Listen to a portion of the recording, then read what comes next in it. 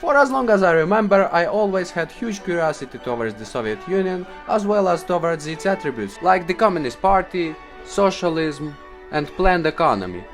Because it was truly the unique system where we got all social, economic and cultural relations changed tremendously within very short period of time. It was completely new type of government based on absolutely new ideology, so drastically distinguished from anything that existed before. And that ideology cancelled even the Abrahamic God and the Christian church that played a huge role in society for thousands of years, and then replaced it with another God which promised to build a paradise. Unlike 17 years old me, which probably defined himself as socialist? I don't know. Look at this dude. 22 years old me looks back at USSR exclusively as on the biggest social experiment in the 20th century and pure evil that took lives of millions of innocent people and eventually failed. Why did it fail? Let's find it out.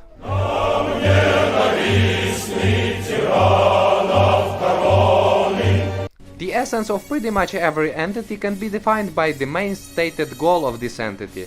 The main goal of Lenin and Bolsheviks party, which seized power during the revolution in 1917, was to build classless society when everyone is equal. At least this is what they said. No nobles, no bourgeois, no private property, as it was considered to be a tool for bourgeois through which they oppress peasants and workers. So anything should belong either to village communes, to workers, or to government.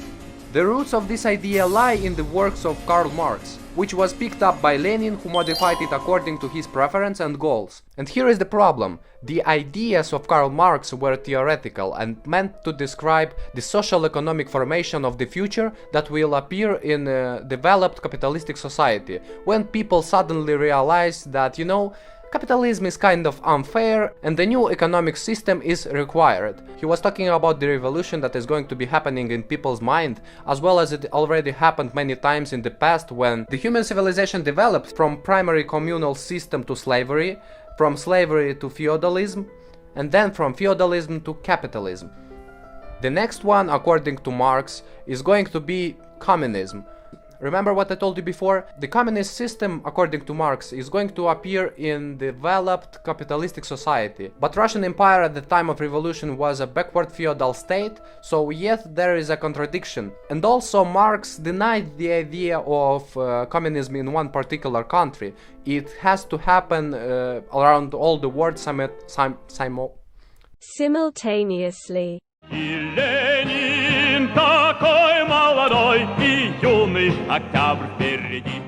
In 1971, 22nd Congress of the Communist Party of the USSR was held, where Nikita Khrushchev loudly declared that the current generations will finally live under the communist system by 1981.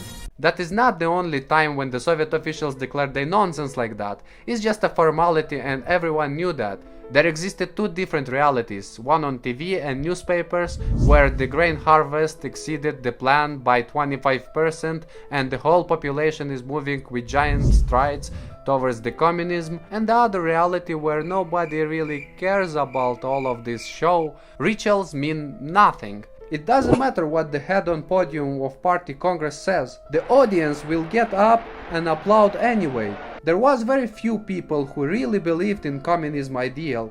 Membership in Communist Party basically was the only way to achieve something in life. Good position on work, free apartment, or even the orchestra on the funeral that was mandatory for party members.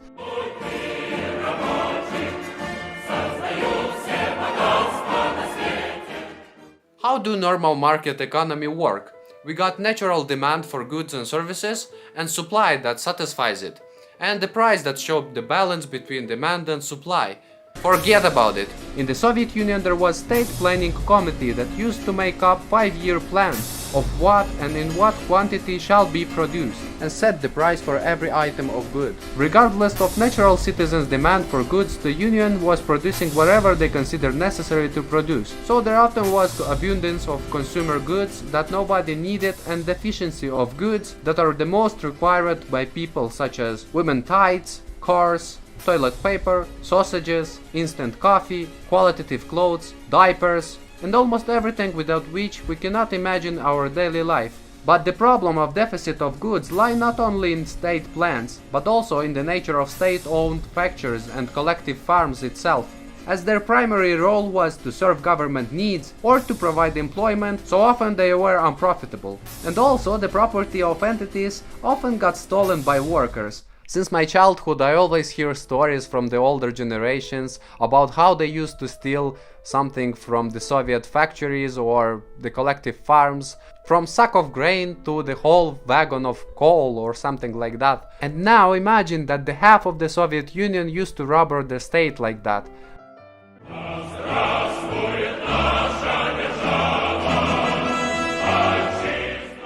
Turnover of power is very important to keep people in power fresh, competitive, and to prevent them from being too bully. When the guy is in charge for 20 years and has the whole bunch of ass-kissers around him that are afraid to tell him any bad news, suddenly everything starts to degrade year by year. Top establishment receive new medals for very successful work and year by year become older and more conservative, so the political and economic reforms that are required are even less likely to happen.